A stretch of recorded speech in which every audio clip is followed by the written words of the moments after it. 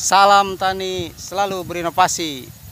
Kali ini saya akan terangkan sedikit ya bagaimana kondisi padi yang sudah aman terkena penggerek batang di posisi generatif ya, artinya dia sudah keluar malai atau bisa dibilang beluk ya. Karena sundap dan beluk itu berbeda, tapi hamanya itu juga. Namun bedanya dari tingkat serangannya. Kalau sundap itu menyerang di kondisi padi sedang masa vegetatif, artinya di 40 ke bawah, 45 hari ke bawah. Dan ketika serangan di usia 45 ke atas itu namanya beluk, dan biasanya ditandai dengan malai keluar putih ya, atau hampa. Mana ada nih? Nah, seperti ini beluk ya saudaraku sekalian. Ketika dicabut itu akan patah atau putus ya, ininya bahasa Sunda mah molonyon cenah gitu. Nah, ini akan putus seperti ini. Ini bekas gerekannya, bukan gerekan penggerek batang ya. Penggerek batang nanti ada beberapa bagian, mungkin nanti saya akan jelaskan tersendiri, dan itu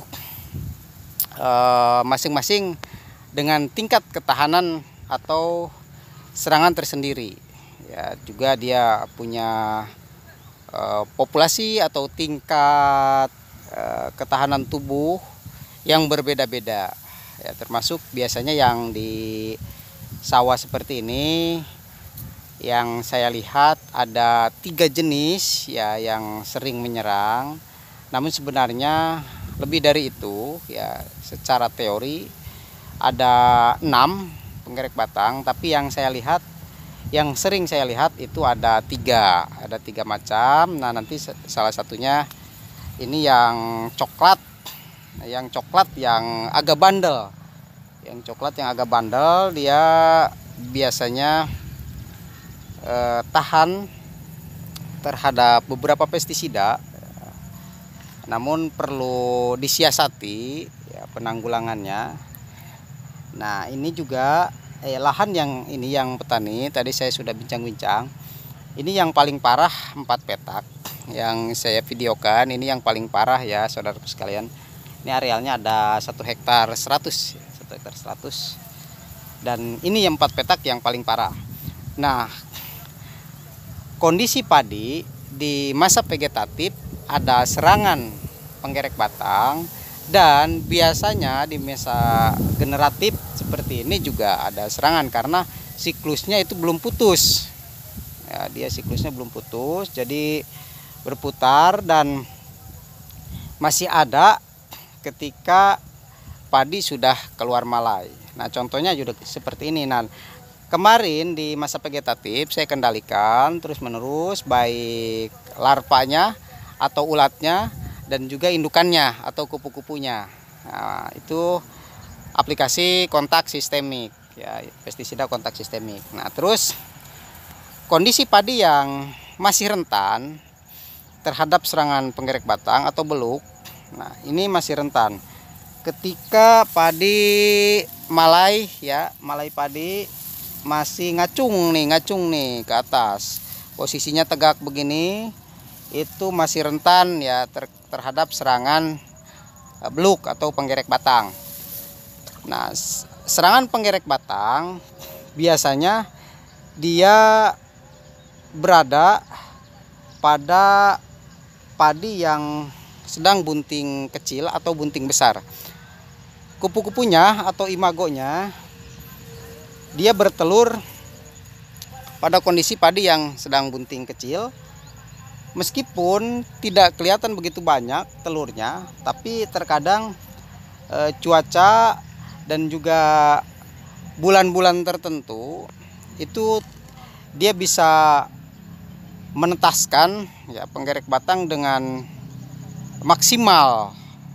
Jadi meskipun ada beberapa titik telur atau kelompok telur, ketika hasilnya maksimal dia akan menggerek dengan begitu banyaknya.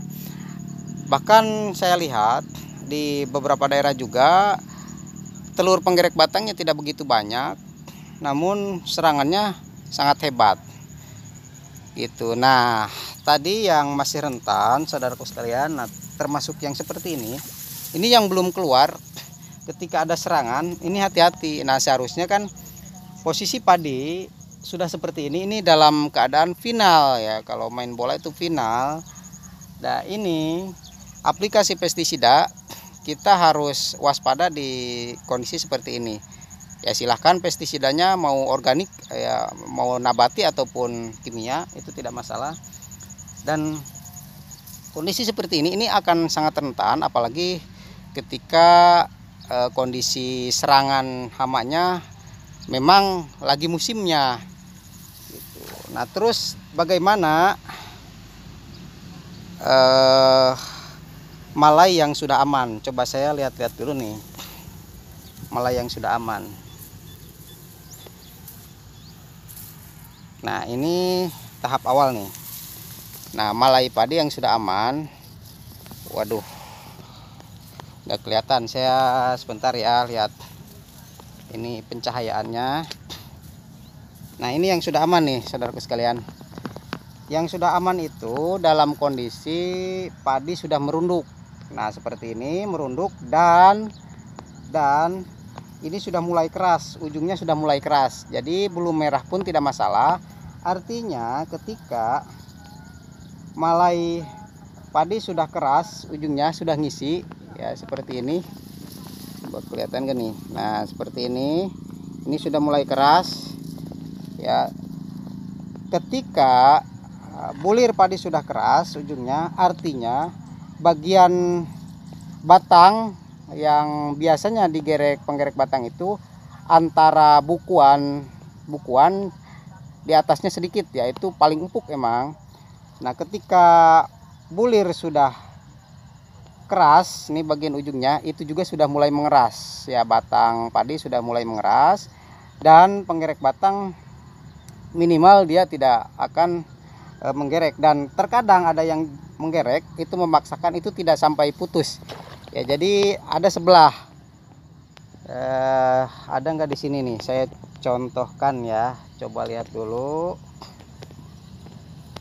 Terkadang ada yang tidak putus sebelah. Oke, jika tidak ada, efeknya bagaimana? Nah, ketika kena sebelah, malai hampa ya, tapi dia bisa ngisi sebagian. Terkadang hanya ujungnya saja, atau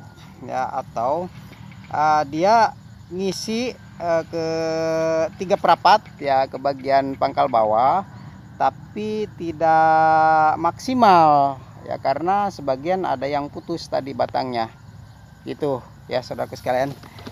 Oke, sementara itu ya, terima kasih, semoga bermanfaat. Ini ada, saya lihat instar berapa ini penggereknya.